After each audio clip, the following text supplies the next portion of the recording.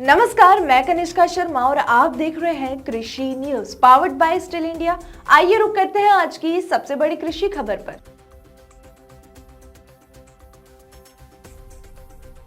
उत्तर प्रदेश सरकार ने dairy sector को और आगे बढ़ाने तथा निवेश को आकर्षित करने के उद्देश्य से दुग्धशाला विकास एवं दुग्ध उत्पादन प्रोत्साहन नीति 2022 में दूसरा संशोधन किया है। ये फैसला हाल ही में हुई कैबिनेट की बैठक में लिया गया, जिसमें इस नीति के तहत खाद्य प्रसंस्करण उद्योग नीति 2023 के समान सुविधा देने की स्वीकृति दी गई। अब राज्य में जो भी व्यक्ति या संस्था दुग्धशाला की स्थापना करना चाहता है, उसे परियोजना की कुल लागत का 35% अनुदान दिया जाएगा। यह अनुदान अधिकतम 5 करोड़ रुपए तक हो सकता है। बता दें कि पशुधन एवं दुग्ध विकास मंत्री धर्मपाल सिंह ने बताया कि अब पूंजीगत अनुदान और ब्याज उत्पादन के पुराने नियमों की जगह नई सहायता व्यवस्था लागू की जा रही है। इसके तहत दुग्धशाला इकाइयों के साथ साथ पशु आहार और पोषण निर्माण इकाइयों को भी उनकी कुल लागत का 35% तक अनुदान मिलेगा, जिसकी अधिकतम सीमा 5 करोड़ रुपए होगी।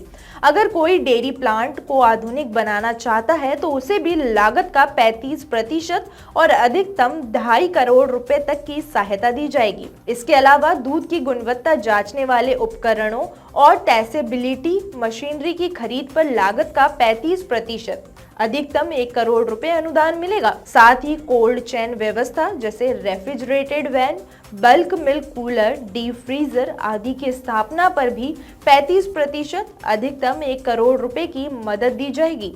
पशु आहार इकाइयों के विस्तार के लिए भी लागत का 35% और लगभग अधिकतम 2 करोड़ रुपए तक की सहायता दी जाएगी। वहीं छोटे स्तर पर मूल्य वर्धित दुग्ध उत्पादन बनाने वाली सूक्ष्म इकाइयों को प्लांट और मशीनरी की खरीद पर लागत का 50% तक अनुदान मिलेगा। साथ ही सौर ऊर्जा पर आधारित बिजली व्यवस्था के लिए 75 kVA तक की परियोजना पर 50% तथा महिला उद्यमियों को 90% तक अनुदान देने का प्रावधान किया गया है। हालांकि ये स्पष्ट किया गया है कि नीति में संशोधन से पहले जो परियोजनाएं पोर्टल पर पूरी तरह से जमा हो चुकी है, उन पर पुराने नियम ही लागू होंगे। मंत्री ने कहा, इस संशोधन से डेयरी सेक्टर में निवेश बढ़ेगा और ग्रामीण क्षेत्रों में नए रोजगार के अवसर भी पैदा होंगे। क्या आप भी डेयरी खोलना चाहते हैं? कमेंट करके जरूर बताएं। तब तक के लिए अलविदा, धन्यवाद।